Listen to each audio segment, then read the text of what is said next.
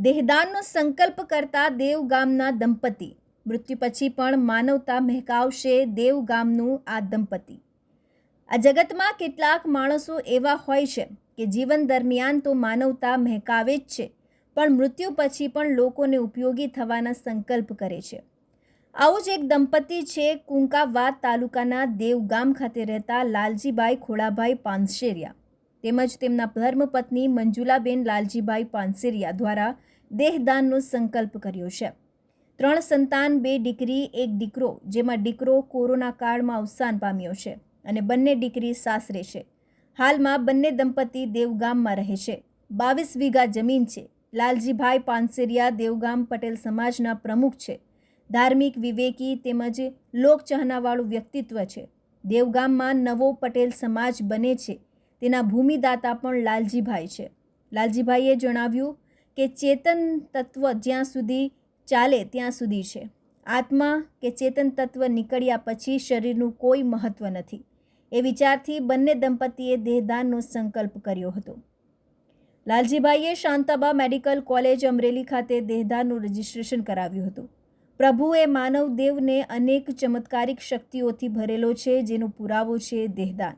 તબીબી વિજ્ઞાનના વિદ્યાર્થીઓને અભ્યાસમાં પણ મૃતદેહ ઉપયોગી થાય છે। દરેક જીવંત માણસ દેહદાનનો નિર્ણય કરી શકે છે, તેમાં ઉંમર, જાતિ કે ધર્મ કોઈ બાધક નથી। આમ કરીને તમે કોઈના જીવનમાં આશાનું કિરણ આપી શકો છો ને દેહદાન એ મહાદાન છે।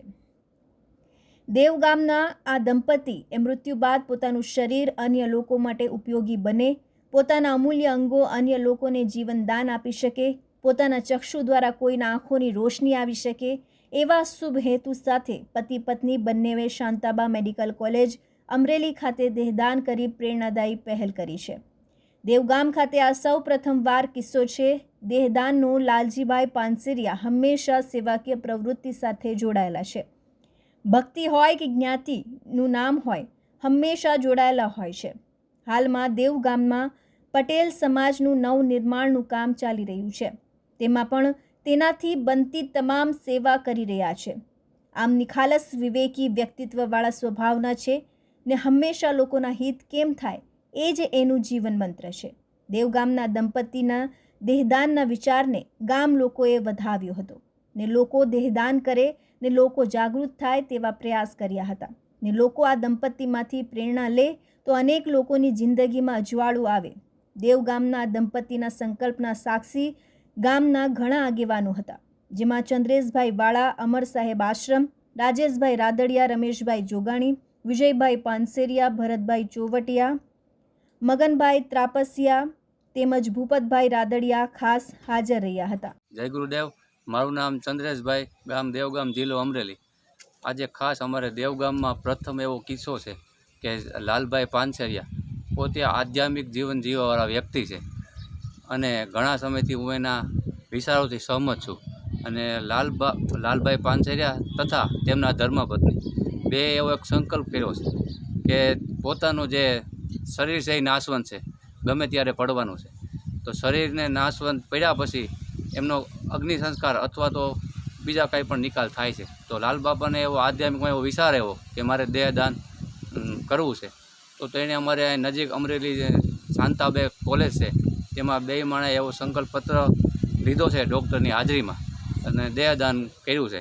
ને દેહદાનના ઘણા બધા આપણે જોઈએ છીએ ફાયદા છે, તો તેમાં શકશું કે આંખ પણ કામમાં આવે છે। અત્યારે કિડની, લીવર, હૃદય, ફેફસા આ બધાના ટ્રાન્સપ્લાન્ટ પણ થાય છે। અત્યારે વૈજ્ઞાનિક ખૂબ જ આગળ આવેલું છે, તો એવા લોકોના એમનો દેહદાન કાયમ આવે અને લાલબાપા પોતે એક દાખલારૂપ છે અને ઈશ્વરને સાક્ષી રાખીને તેરા તુજકો અર્પણ, આ શરીર તો ઈશ્વરનું આપને આપેલું છે એટલે તેરા તુજકો અર્પણ એવી રીતે એક એને દાખલો બેહાડ્યો છે અને લાલબાપાના જીવનમાંથી લોકો પ્રેરણા લે અને લાલબાપા સેવાભાવી વ્યક્તિ છે। દેવગામમાં અમારે એક સુંદર પટેલ ભવનનું એક નિર્માણ થઈ રહ્યું છે, તો તેમાં આશરે 2500 વાર જગ્યાના પણ તે પોતે દાતા છે અને પટેલ સમાજના પોતે લાલબાપા એક પ્રમુખ છે એટલે લાલબાપાનું માંથી ઘણા બધા આવી લોકો પ્રેરણા લે એવી મારી બધાને અરજ અને પ્રાર્થના છે। જય ગુરુદેવ। મારું નામ મંજુલાબેન લાલજીભાઈ પાનસેરિયા, દેવગામ અમે પતિ પત્નીએ બે સંકલ્પ કર્યો. હું પતિને પગલે ચાલવાવાળી છું. તે મેં એને એમ કીધું કે આપણે બંને મારે દેવો છે દેહદાન, અને વિદ્યાર્થીને કામ આવે કે ભણવાનો, અને એને કામ આવે. મારું નામ લાલજીભાઈ ખોડાભાઈ પાનસેરિયા, રહેવાસી દેવગામ, તાલુકો કુકાવા, વડિયા, જિલ્લો અમરેલી. મને આ દેહદાનનો વિચાર આધ્યાત્મિક અંદરથી આવ્યો કે ઝાઝા લોકો એમ કહેતા હોય કે ભાઈ આની અંદર જે ચેતન તત્વ છે, આત્મા છે, એ નીકળી ગયા પછી આ શરીરનું કાંઈ ઉપયોગ થતો નથી. તો એનો નિકાલ અમુકનો કરવા માટે આપણે લાકડાને એવું બધું જોઈએ છીએ. તો મને એવો વિચાર આવ્યો કે અમુક ડૉક્ટરને પૂછ્યું તો ડૉક્ટરો કહે કે ભાઈ 105 વર્ષની ઉંમર થઈ હોય તો 2 આંખ્યું હોય એને આંખ્યુંને ક્યારેય કાંઈ થતું નથી. તો દેહદાન થાય તો 2 વ્યક્તિને તો એને રોશની મળે.